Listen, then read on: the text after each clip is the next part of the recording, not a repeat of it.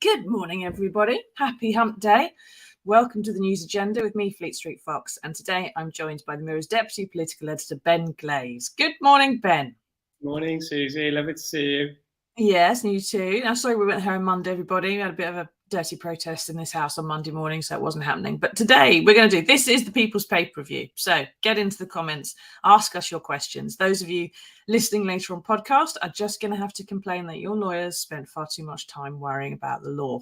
So what have we got for you today? Well, the Mirror has splashed on exactly that, with former Prime Minister and party-goer-in-chief Boris Johnson referred to the police for a second time over lockdown parties, this time via his own lawyers. It's a beautiful tale. It has meant I've had to open up my Partygate spreadsheet again.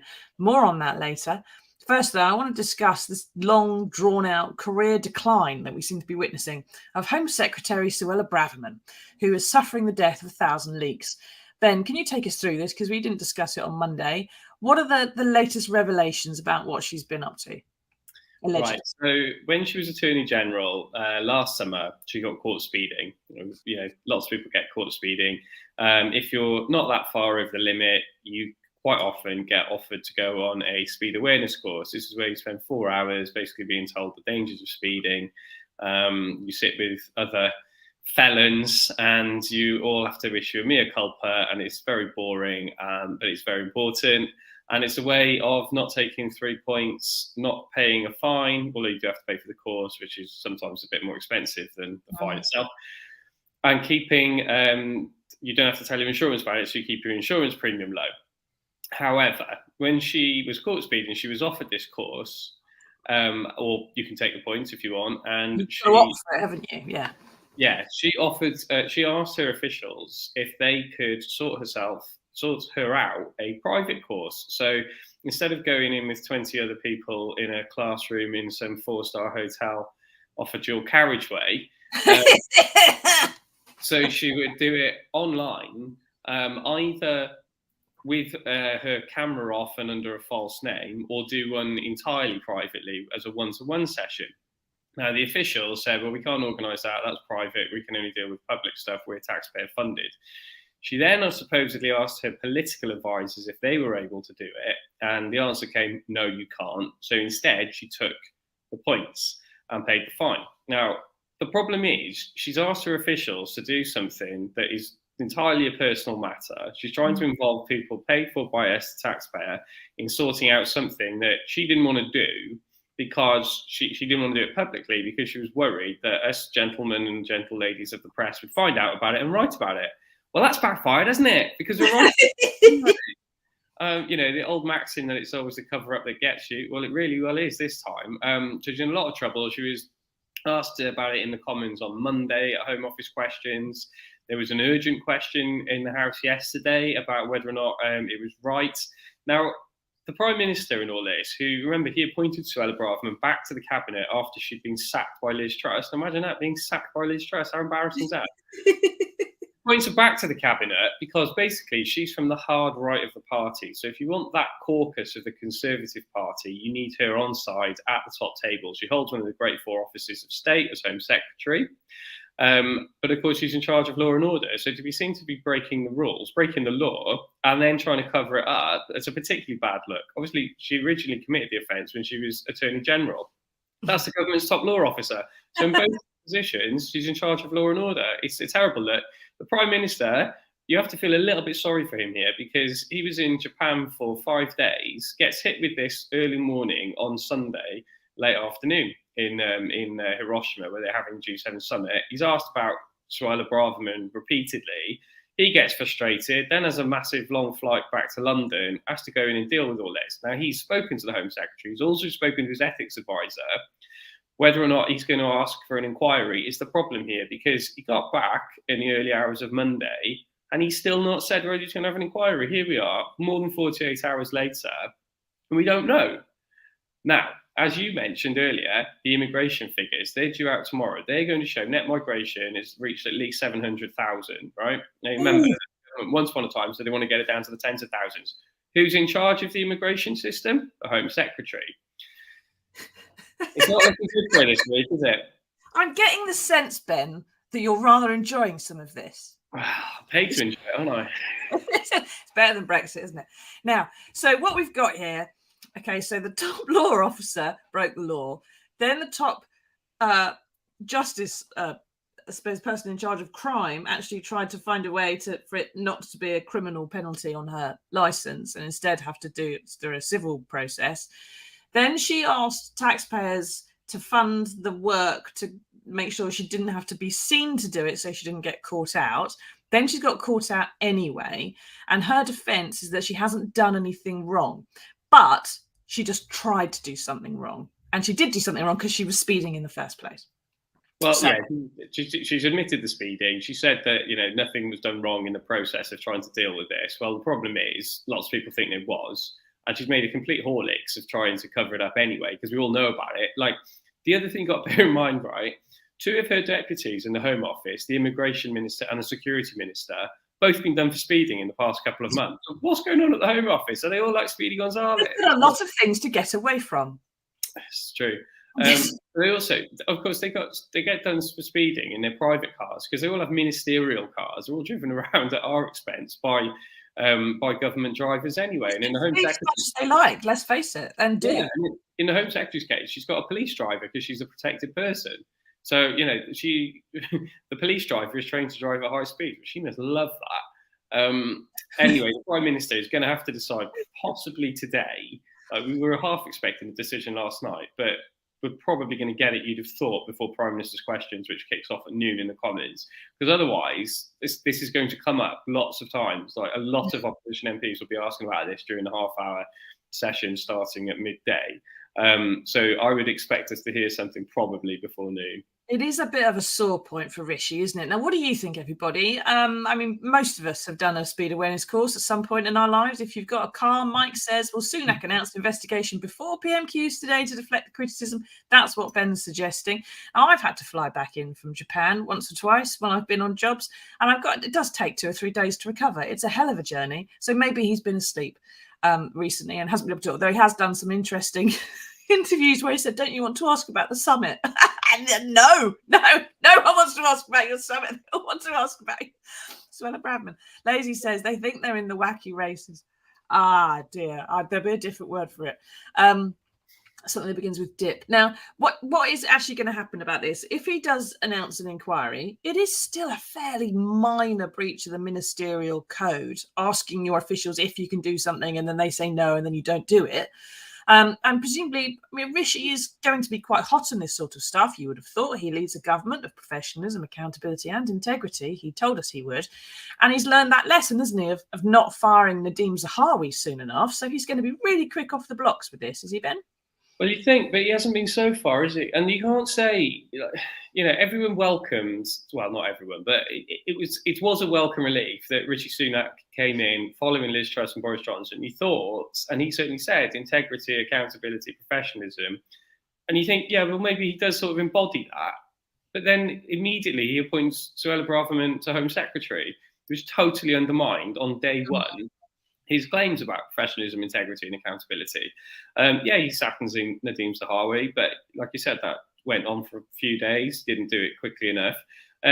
It's whether or not Suella Braverman, if she goes down over this, it would be a little bit ridiculous. But when you put everything together, it wouldn't be ridiculous for her to go. It's kind of ridiculous that she's there if you put everything together, isn't it? Yeah, and the other thing is she's probably looking at a long game where she wants to be leader of the party. She stood previously to be leader of the party in that fiasco over the summer.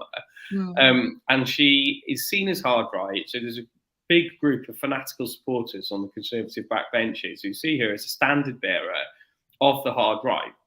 Now, if the Conservatives lose the next election, probably in autumn next year, you would assume that Rishi Sunak resigns as certainly resigns Prime Minister, but resigns as Conservative leader. That throws open another leadership race. Suella Braverman would want to be leader.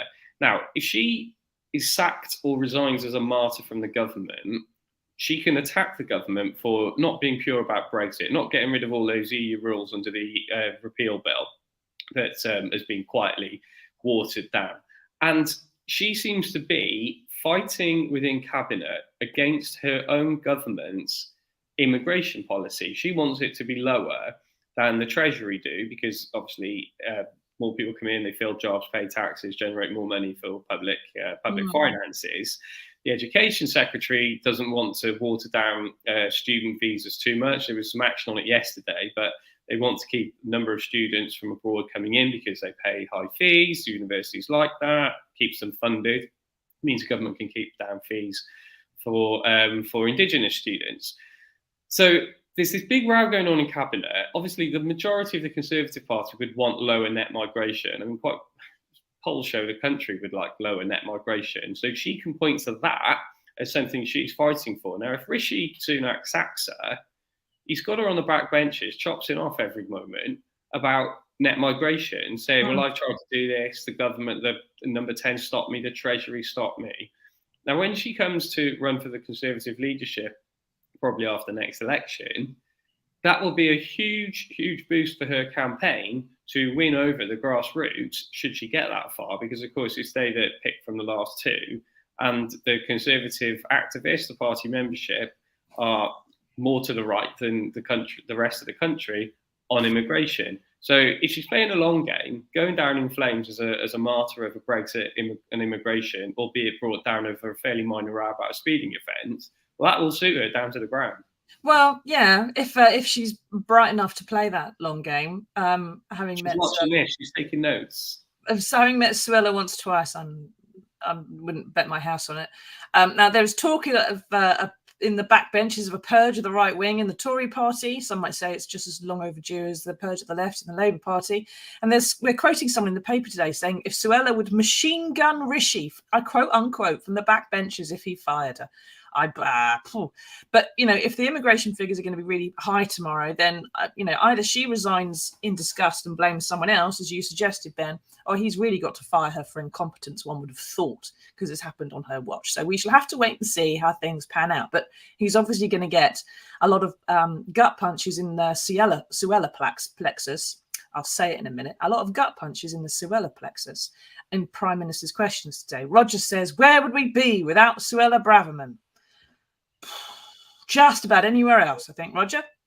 Now, we need to move on to the main story of the day, which is, Boris Johnson is facing a second police inquiry. You'd think he was illegal enough, but no. Turns out there was more parties that never got looked into last time. Now, Ben, can you take us through this? What's he been accused of this time? Right, so these allegations, they came brilliantly from his own diaries. So he handed over his diaries, and these are official diaries. These aren't like memoirs about, Dylan's done another poo on the carpet. These are who he's meeting, where and when. So official diaries of the Prime Minister at the time. So covering June 2020 to May 2021, when we started to come out of lockdown restrictions, then went back into them in November, then came out of them after a month, then went back into them wholesale in very early January 2021. And then there was the various stages of lifting of restrictions. So there were different rules at different times covering those 11 months. Sometimes there were hardly any rules. Sometimes there were very tight rules on who you could mix with and who you couldn't. And the claim seemed to be that when he was at Chequers, which is the country retreat about 40 miles northwest of London, up in the Buckinghamshire countryside, it's lovely. I haven't actually been to Chequers, but I've been in the countryside surrounding it. It's very nice. You've been in the lane outside, haven't you? Well, actually, not for work. There's a lovely walk you can do in the countryside around it. I'll send you a link. It's great. The views are fantastic over the Chilterns. Anyway, whilst he was there, that he had friends and family round to stay, essentially, or meet up at least, and go for walks, go for meals. Now, depending on the dates, when what occurred, which we don't know the detail of, some of that will have been allowed. Some of it might not have been allowed. When the Cabinet Office lawyers were going through his diaries, preparing for, his lawyers actually preparing for his defence to the public inquiry, which is going to start, they flagged this with the Cabinet Office, who then reported it or handed them to Thames Valley Police, which covers Buckinghamshire, covers Chequers, and to the Met. And both forces have said that, that they confirmed last night they've received, they haven't said allegations, but they've received information which they're looking at, covering June 2020 to May 2021. Now, the Met said that the information they received refers to things happening in Downing Street, Partygates, but things that haven't been investigated by the police before. So they're looking at that again, and Thames Valley Police are looking at what may or may not have happened at Chequers. So it basically got two new police inquiries then, not just the one.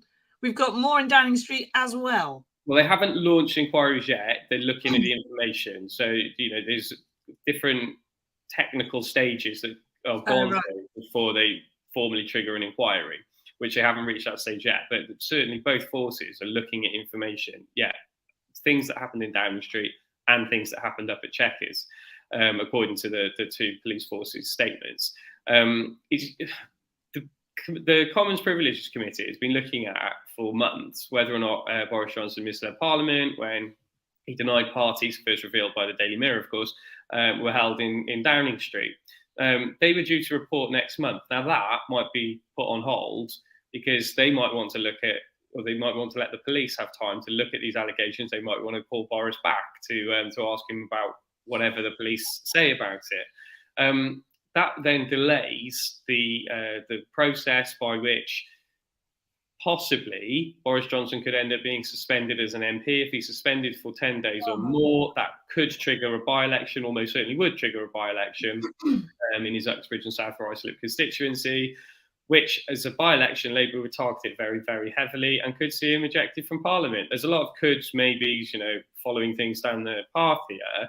But this is another Partygate issue for the former Prime Minister, who at the moment is in Las Vegas, which I don't think anything party-like happens in Vegas at all. Boris Johnson in Vegas. I mean, what could possibly go wrong there? Oh, my word. Now, Heather says, what about the other people who were there? He surely wasn't there on his own. They should all be named, shamed and investigated, charge them all and fine them. What do you think, everybody? Do you think it's worth going over this again? Or do you think that Boris should be just given, it's a long time ago, Boris should be given a pass? Now, when the Mirror started its Partygate investigations and lots of other papers sort of rode in behind and lots of things being found out, I had to start a spreadsheet of what was being said happened on what day, because, a reporter here had found something about that party and a reporter there had found something about the same party, and I put them together in the same place. We knew where we were. And what I remember during the spreadsheet, someone had mentioned Chequers and it had been reported. And what I've got in my spreadsheet is that on March the 23rd, 2020, apparently there were reports that the Prime Minister and Carrie went to Chequers at the same time, the same period that the Prime Minister had just announced a stay-at-home restriction in a pre-recorded piece to camera, and then he left straight for Chequers. So the first time he went on air and said everyone stay at home, that was pre-recorded, and he scarpered to Buckinghamshire just after. Now, everyone else, of course, is being told you cannot go to a second home. And if you remember, people like Gordon Ramsay got in trouble and got told off for going to second homes. It also got here, I've got some other details. So Carrie was reportedly went to Chequers on the 20th of March 2020, went back to Downing Street for a night 4 days later on the 24th, went back to Chequers again on the 25th of March, back to Downing Street on the 28th of March. Chequers had to close on the 28th of March due to staff sickness.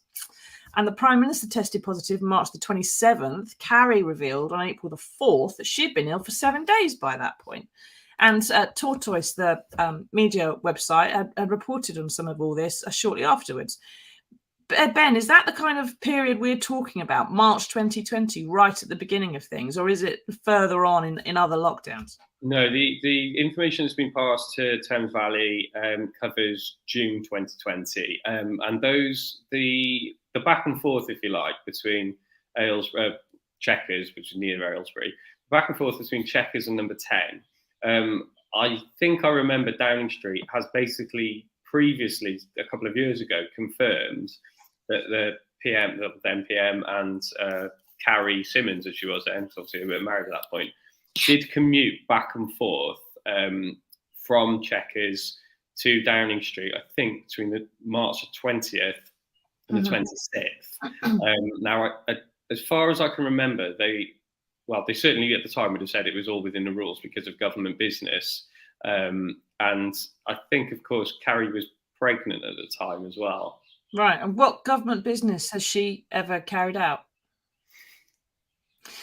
Now, what's really fascinating here is how all this came about. So digging deep, everybody. So Boris demanded and got taxpayer-funded lawyers, right, to defend himself at the COVID inquiry that's coming up, where he's going to be accused of locking down too late and not doing it properly.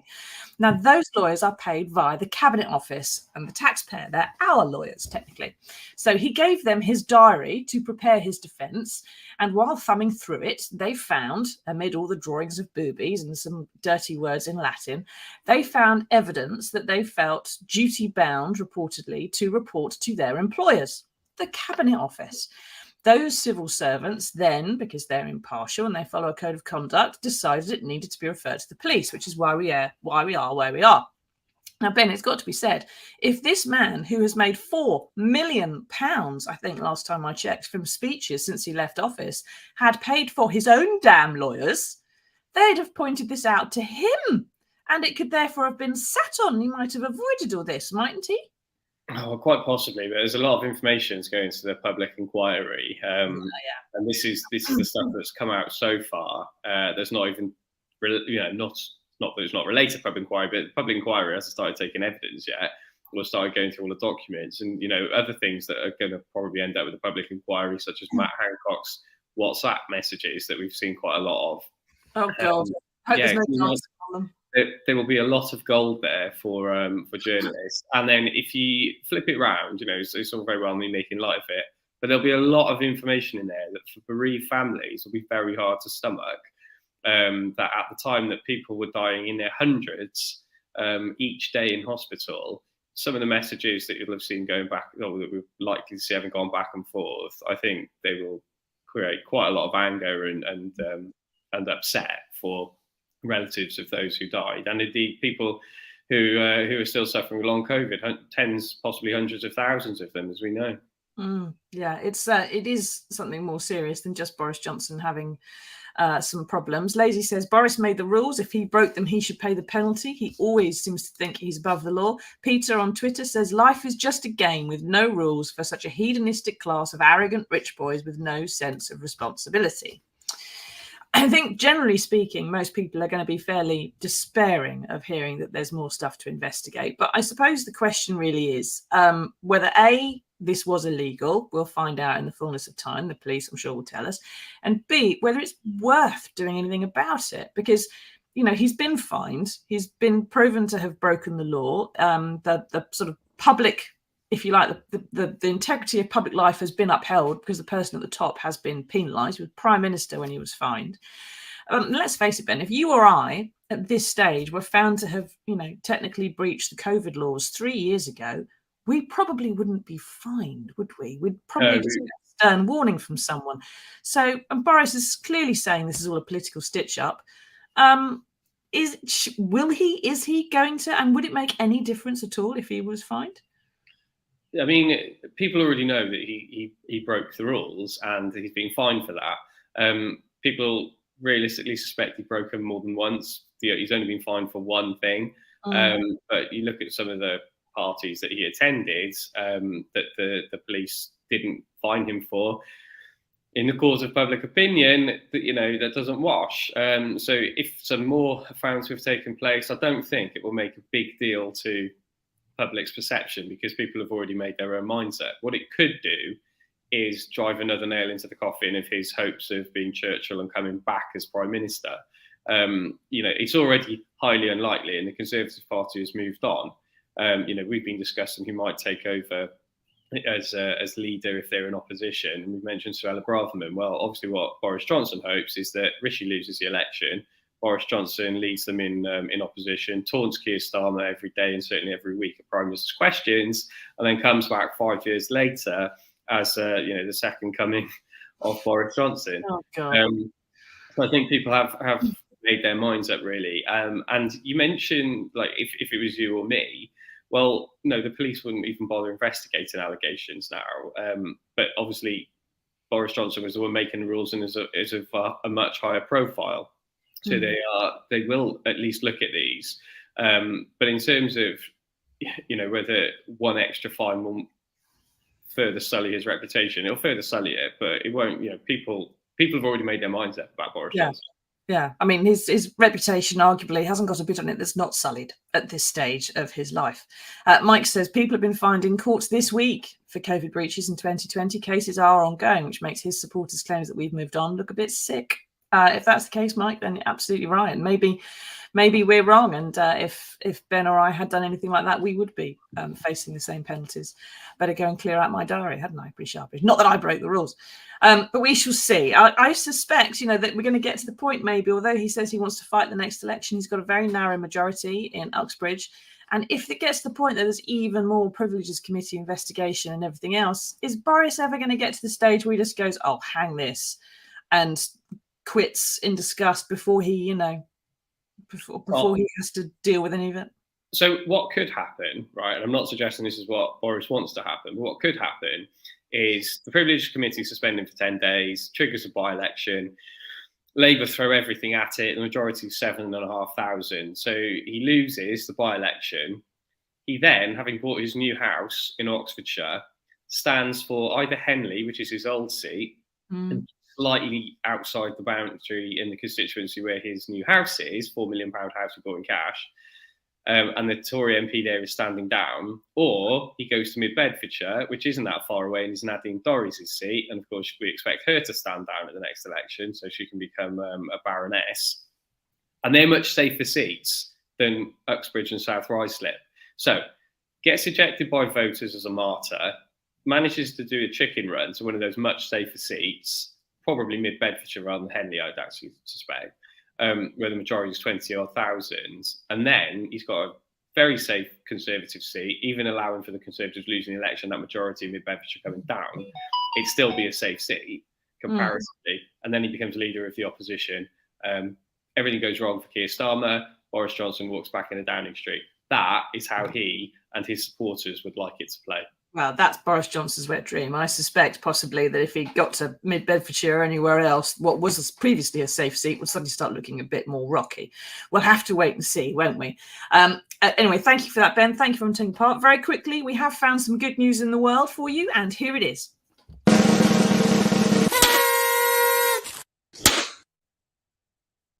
Now, this is particularly apposite if you consider what Ben's background is there on his little Zoom call. We all hear all the time that human activity is destroying wildlife, but there is some good news for anyone who plants so much as a single flower in a window box. Never mind if they've got actual countryside outside. Butterflies, whose numbers have been declining quite seriously, are making a comeback, but only as a result of human cultivation. Now, half of 22 species studied registered a faster increase in gardens than any other habitat between 2007 and 2020. So for 13 years, it's a long study. And they've had smaller increases in the countryside. So it's only in the gardens that they're doing quite so well. Ben, is this proof that having a little flutter on some petunias will not only lift the spirits, but help improve things for the little flutterers as well? It's nice seeing butterflies in the garden, isn't it? I think it doesn't really go into why perhaps they're more prevalent or the recovery is better in gardens than it is in the countryside. I suspect it's because there aren't any farmers spraying stuff in your garden. Well, I was going to say, like, probably people want more likely to have flowers in their gardens than they are crops, and also, yeah, you're not using whatever pesticides that spread over thousands of acres of farmland. You're not using those in your garden. You're using God-given water and sunlight, aren't you? So yeah, I mean, out in my garden yesterday, there were some butterflies flying around, and it was all very, very sweet. And yeah, it's lovely to see. I have to say, the two butterflies that they've referred to, marbled whites and large skippers, haven't heard of either of those. It's not a red admiral or a cabbage. butterfly. Oh, peacock butterfly. All we get in my garden's a peacock butterfly, and that's it. But it's nice to hear they're coming back in general, and as a result of something humans are doing to make their lives a little bit better. So if you don't have a garden, stick some petunias in the window box. The butterflies will thank you for it. And it, just generally lifts the spirits to see a few sort of flowers being cultivated somewhere, especially when we're surrounded by politicians who are doing so monstrously badly at just about everything. Thank you for that, Ben. Thank you, everyone, for taking part. Come back on these channels at noon to see Rishi Sunak, how he's going to deal with the wonderful economic news of there not being a recession. We're just all broke. And Suella Braverman at 12 as Keir Starmer goes at him and Prime Minister's questions. And we will see you all again, I think, next Monday for another edition of the News Agenda. Till then, everybody, tatty bye.